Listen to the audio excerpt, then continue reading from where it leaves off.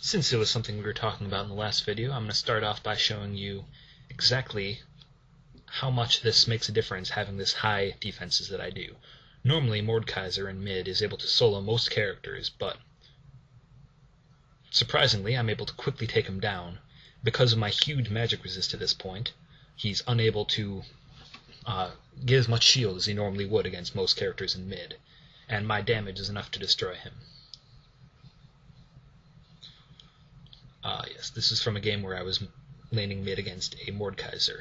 This is part 2 of my video, mostly going to be about team fights, positioning, Valkarie, and a few other little tricks such as Dragon and Baron.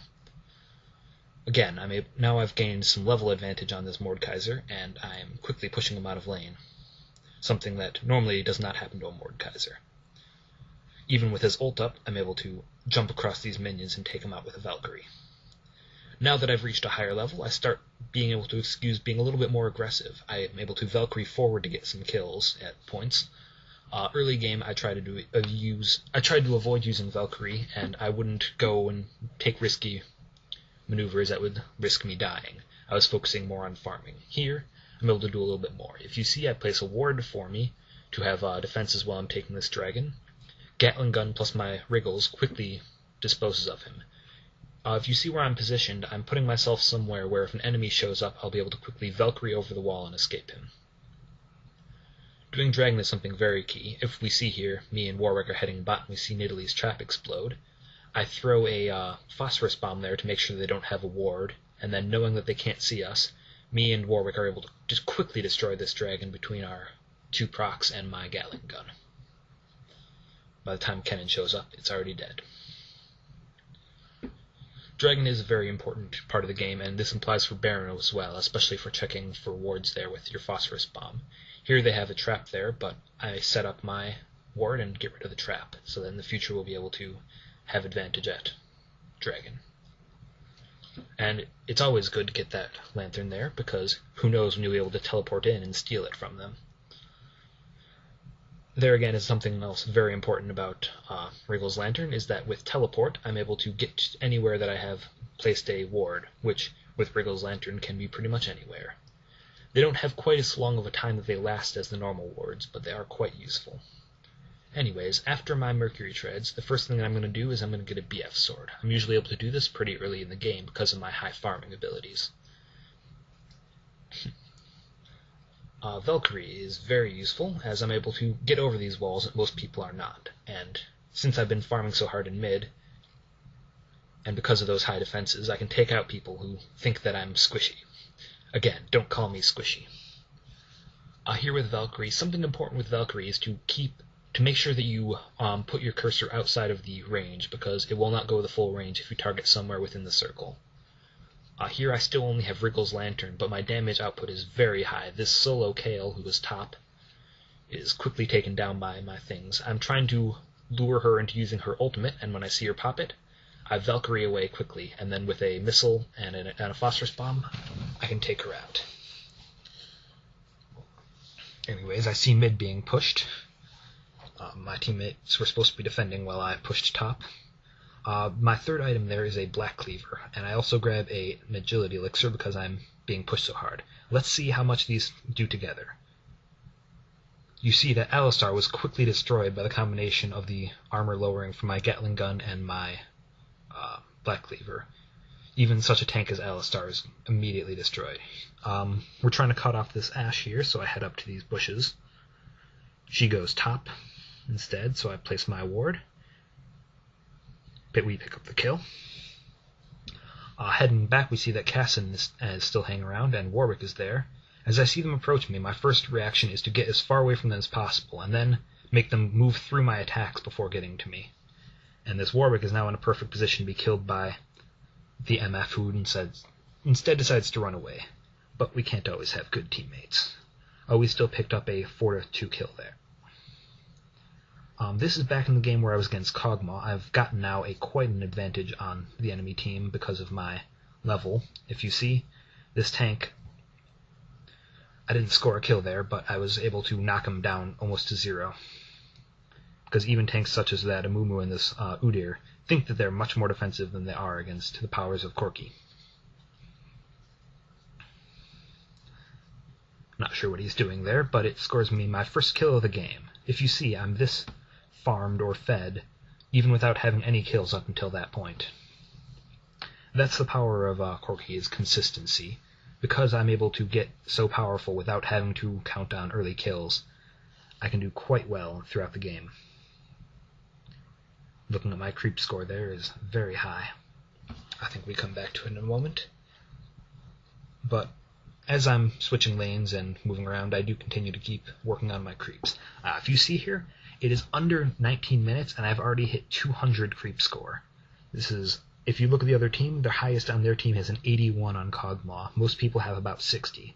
You can also tell that I have a number of levels on most of their team as well as my team.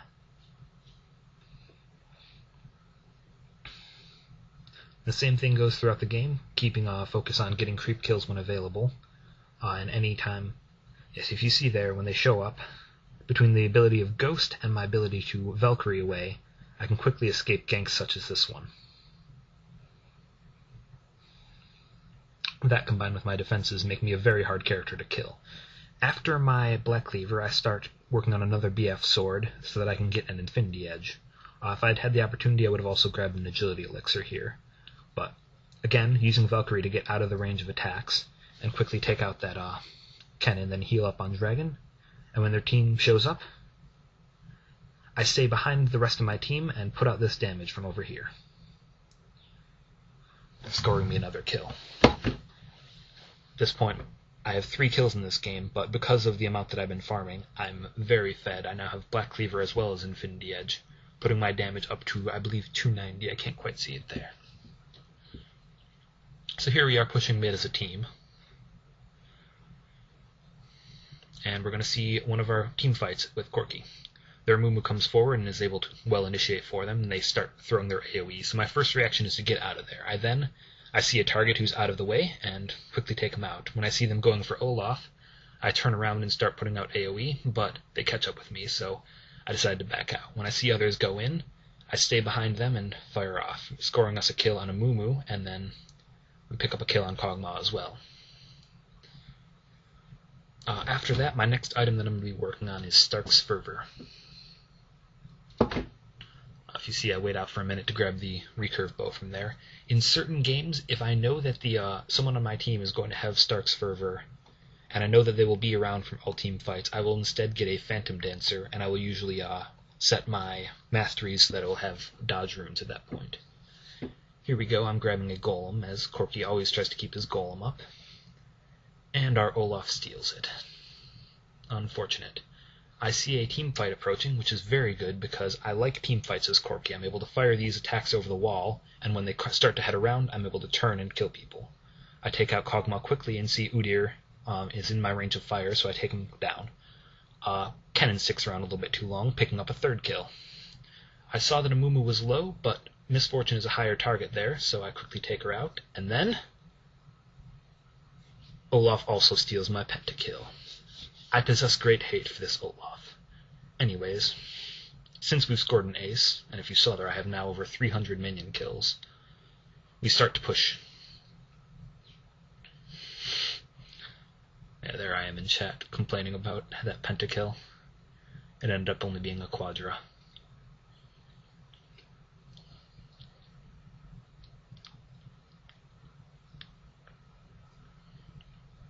If you see, the damage that I'm doing to those towers is quite high because of the attack speed that I have, both from the runes and that one item that I've grabbed, in addition to my stacking mostly straight attack damage during the early game, or during the mid game, I mean. If you see, Udyr approaches, but even solo, the damage of my Gatling gun is far too high. When 2 more flash in, I start to head out. Because I don't have Golem, I've run out of mana, but I'm watching my mana, and I've got enough for Valkarie. Getting right on out. With Jen up there to defend me. Here we go. My last item that I'm going to buy during the game is going to be a Frozen Mallet. In addition to my defenses and my magic resist, getting the health from Frozen Mallet is very, very useful, and it helps me out for the times when I don't have Lizard buff to snare my opponent. Let's see what kind of damage I can do. Because I didn't have enough to finish my Frozen Mallet, I instead grabbed one of each elixir there, and now I can start to deal great damage. I see this MF is caught within my range, and I can quickly take her down and grab these minions. At this point, the game is pretty much over. If you see, I now have a very high score despite the fact that I had very few kills early game. It's all because of that creep score that I've been focusing on throughout the game. As we're pushing here, I throw my Wriggles Lantern. You need to continue to remember that, as wards are always useful throughout the game. We have a few others around, I believe. And we go to push this final turret when a final team fight arrives. Their cannon's trying to harass, but comes a little bit too far out, and with our stuns, even with his Zanyas, we're able to kill him there. Our Olaf goes in, and I continue to be able to take people out who get too far away. I see Kog'Maw get low and burst in myself, and end up taking out Udyr as well as Amumu. We've scored an ace here, and we're going to push for the win. Because of my elixirs and the teammates' auras, I'm able to do very powerful damage. Even here, sitting in MF's ult, I'm able to outdamage her. At this point, I'm pretty much a walking misfortune ult because of my Gatling gun. With this high attack speed I now have, we quickly take out this turret as well as the other. And we go for the Nexus. I hope that there are a few tips in here that came out useful for you, but this is how I play Corki, and I hope that you'll be seeing more of this as well. Victory. Anyways, any comments, go ahead and give them to me. I'll try and answer any questions that show up. Thank you, and Zafink out.